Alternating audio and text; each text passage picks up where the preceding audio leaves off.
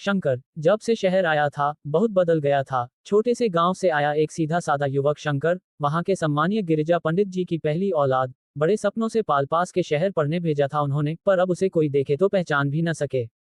उसकी वेशभूषा ही नहीं बदली थी, केवल रंग अंग बोलचाल, यहाँ तक कि उसने अपना नाम भी बदल डाला था। लोग उसे अब शेनकी के नाम से जानते थे।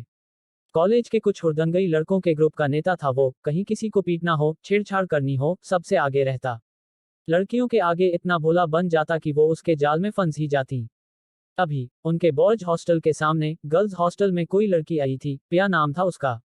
उसके दोस्तों ने शेनकी को चुनौती दे रखी थी, इसे पटा के दिखा तो जाने। पहले पहल शेनकी ने ध्यान न दिया, फिर एक दिन उसने पिया की फोटो देखी। कितनी खूबसूरत लड़की थी, गोरा दूधिया रंग, कमर तक लहराते रेशमी सिल्की बाल, बड़े बड़े कजरारे नैन। वो अपलक उसे देखता ही रह गया। अब तो उसके मन में भी इच्छा जगी कि इस लड़की से तो दोस्ती करनी ही पड़ेगी, जिसे देखते ही पहली नजर में उससे प्यार हो गया था उसे। शेनकी सुबह शाम गर्ल्स हॉस्टल के चक्कर लगाता, पर उसे साक्षात कभी न देख पाया। फिर किसी दोस्त ने बताया कि वो सामने वाले प्रियदर्शिनी पार्क में सुबह शाम जॉगिंग के लिए जाती है। शेनकी को उससे मिलने की बहुत बेताबी थी। पहुंच गया सुबह वहां, जैसे तस्वीर में थी उससे कहीं ज्यादा खूबसूरत थी वो। शेनकी उसके आसपास मंडराता रहा, पर उसने आंख उठा के भी उसे न देखा। बहुत परेशान हो उठा था वो। ये कैसी लड़की है, शायद पहली है जो उसके जाल में फंसने से बच रही थी। इसने तो आंख उठा के भी उसे नहीं देखा। ऐसे कैसे? शेनकी के अहम को बहुत चोट पहुंची इस बात से। वो चिड़चिड़ाने लगा था। अब बात बात में खूंखार हो उठता, चाह के भी पिया की बेरुखी उसे सहन न होती। जितनी कोशिश करता उसे भुलाने की, वो और ज्यादा दिमाग में आती। एक दिन हल्का शाम का धुंधलका छाने लगा था और वो पार्क में घूम रहा था कि पीछे से किसी आवाज ने उसके बढ़ते कदम रोक दिए। एक सुरीली मीठी सी आवाज उसे पुकार रही थी, हेलो शेनकी। वो पीछे मुड़ के देखने ही वाला था कि आवाज ने उसे रोक दिया। पीछे मुड़ के मत देखना कभी भी। मैं वही हूं जिसको बहुत दिनों से तुम पाना चाह रहे थे। बेसाख्ता वो बोला, पिया हो तुम? वो सुरीली आवाज में हंसी, क्या बात है, दाद देनी पड़ेगी तुम्हारी।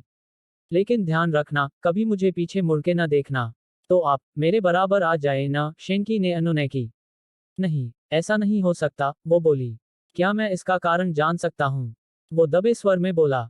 इतना बोलने वाले मुझे पसंद नहीं। पीछे से आवाज का सुरीलापन कम होता जा रहा था। आहान नहीं, पीछे मना किया ना, बार बार चेतावनी नहीं दूंगी। अचानक शेनकी को कोई मजबूत हाथ अपनी गर्दन पर महसूस हुए। छोड़े, वो गिड़गिड़ा उठा। हाथों की पकड़ धीमी हो गई। शेनकी बहुत डर गया था। गहरी गहरी सांस लेता वो आगे बढ़ने लगा। थोड़ी दूर जाने पर उसे लगा कि अब उसके साथ शायद कोई नहीं था, लेकिन पीछे देखने को मना था, इसलिए वो सीधा कमरे पर जाकर बिस्तर पर औंधा गिर गया। शेनकी बहुत डर गया था उस दिन। कुछ दिनों वो पार्क नहीं गया। मन में अकुलाहट थी कि ये पिया ही थी या कोई और थी। हिम्मत बटोर आज फिर वहीं चल दिया। पार्क में आज पिया दिखाई नहीं दी थी। वो निराश भी था और रिलैक्स भी। चलो जान छुटी। अभी सोच ही रहा था कि पीछे से चिरपरिचित आवाज आई, आज बहुत दिन बाद आए, तबीयत ठीक है तुम्हारी? शाबाश, पीछे नहीं देखना, समझदार हो गए हो, वो बोली।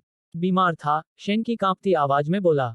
अरे डरो मत, मैं इतनी भी बुरी नहीं। चलो तुम्हें अपनी शक्ल दिखाती हूँ आज। अपनी नाक की सीध में चलते रहो, जब मैं कहूंगी तब रुक जाना बस। शेनकी यंत्रवत चलता रहा। सामने एक झील थी, वो आगे, आवाज पीछे। थोड़ी देर में झील के पानी में एक छवि उभरी, एक सुंदर लड़की की। वो पिया जैसी ही दिखती थी। शेनकी गौर से उसे देखता रहा। अचानक उसकी निगाह उसके पैरों तक पहुंची और वो चक्कर खा के गिरने को हुआ। उस लड़की के उल्टे पैर थे। तो क्या ये लड़की नहीं, चुड़ैल है कोई? है भगवान, ये मैं किसके चक्कर में पड़ गया? शेनकी पत्ते की तरह सिहर उठा। क्या सोच रहे हो शेनकी? वो हंसते हुए बोली। कुछ नहीं जी, वो हकलाया, अब लौट चलें। अरे इतनी जल्दी, अभी तो मिले ही हैं। शक्ल अच्छी नहीं लगी क्या मेरी? वो बोली। नहीं नहीं, शेनकी ने कहा तो वो ठहाका लगा के हंसने लगी।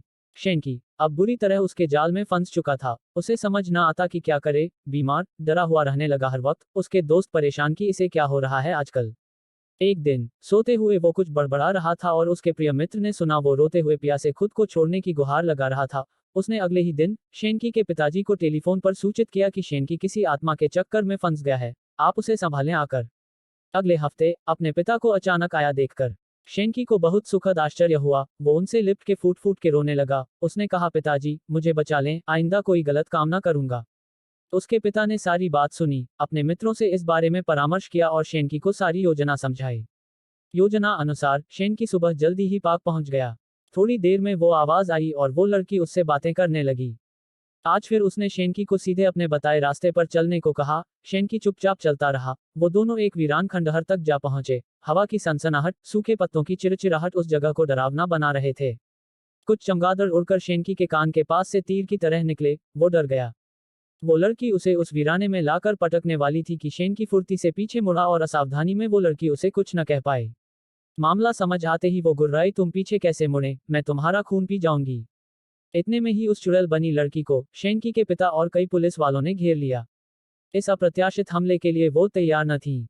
पुलिस को उसने बताया कि उसके पिता गरीब थे, ठेला लगाते थे। एक बार किन्हीं रसूखदारों ने उनसे उनका ठेला छीन लिया, उन्हें मार डाला। तब उनका परिवार भूखे मरने लगा और तब से उसने ये उल्टे पैर लगाकर चुड़ैल बन लोगों को लूटना शुरू किया। वो मानव अंगों की तस्करी भी करवाती थी। उसके बताने से समाज के कई इज्जतदार लोगों के नाम भी सामने आए। शेनकी ने अब तौबा कर ली थी कि पढ़ने आया था शहर, बस पढ़ूंगा, बाकी फने खान नहीं बनना अब।